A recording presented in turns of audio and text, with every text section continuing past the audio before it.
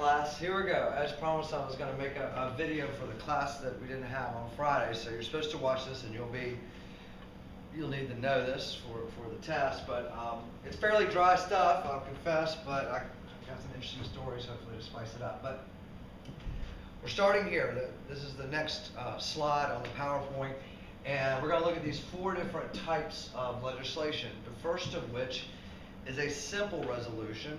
And it's called a simple resolution because it originates in one house. It's passed by one house, I should say. So, well, I'm sorry, one chamber. So the House could pass a simple resolution, or the Senate could pass a simple resolution, unlike a joint or concurrent resolution. So simple is one chamber, and they are done for a couple of different reasons. One, it could be the House sets up the new rules for the upcoming session.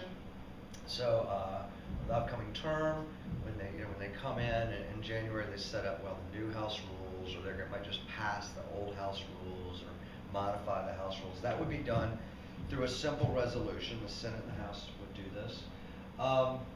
Another reason why a simple resolution could be passed would be if Congress wants to express its sentiment on something. Maybe the House wants to condemn something that the president is doing, or they want to recognize some foreign dignitary that's come to the country. Or I'll give you an example of a contentious simple resolution from 2007.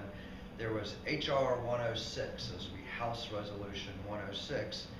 And a guy, I can't recall his name, is over there in my notes, but some representative, I think he was from California, wanted to, the House had a simple resolution to recognize that there was a genocide in Armenia. So the Turks, early in the 20th century, are basically starved and are the cause of the death of a number of Armenians, Christian Armenians. And Turkey does not want to, doesn't recognize, they don't believe what they did rose to genocide, and so it's a fairly contentious thing. And the House is going to eventually pass H.R. 106, in which they are going to recognize what happened in Armenia as a genocide, and this would be a simple resolution, express the feeling of the House. And it was contentious because at that time we were really reliant on Turkey for use of their airspace in our operations in Afghanistan, maybe in Iraq. I'm not familiar with both those countries, so we didn't want to alienate Turkey. But it passed, and that would be an example of a simple resolution passed by the House. Another important function of a simple resolution is to issue what's called a legislative veto. And legislative vetoes are now considered unconstitutional, but oftentimes the way it would work would be that Congress would delegate power to an executive branch agency or department. And we've talked about this before, so, with the New Deal, back in the 30s, and then in 1960s with the Great Society programs, the scope of government has increased exponentially. There's a lot more things that the government is in charge of. I guess we were asking for them to make sure our water is safe, make sure our public schools are teaching the kids. And they do a lot of things, and members of Congress are forced really to delegate a lot of power to these executive branch agencies to cover the minutia of the regulations needed to accomplish what Congress has given them the power to do.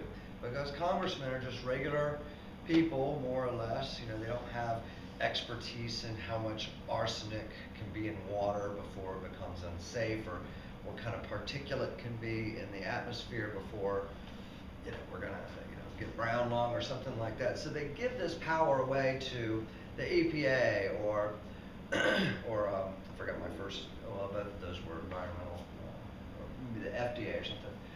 But they would often insert into the act this ability for Congress to review individual decisions made by these bureaucrats and exercise what's called a legislative veto. Say, okay, when we delegated this power to you, we are going to retain the ability to strike certain things that you do if we think you have overreached what power we gave you.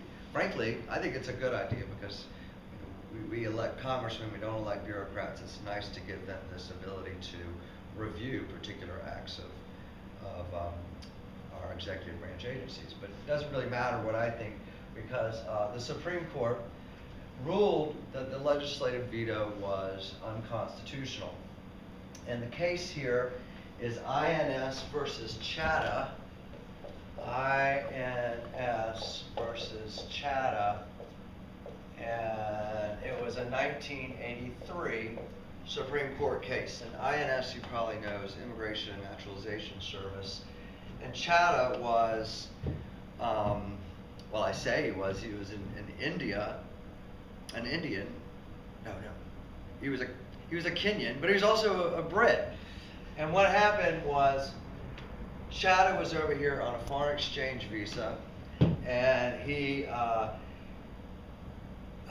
Kenya is going to declare its independence from Great Britain. Great Britain, I don't know much about the history of that. They were okay with it. There wasn't any big war or anything like that.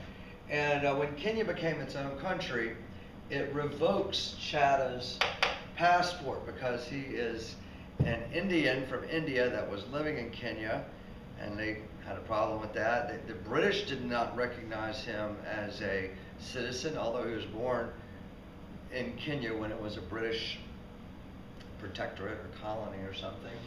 And India didn't want him back either, so this guy is stateless. He has no country, and he's over here in the United States, and he was ordered to be deported.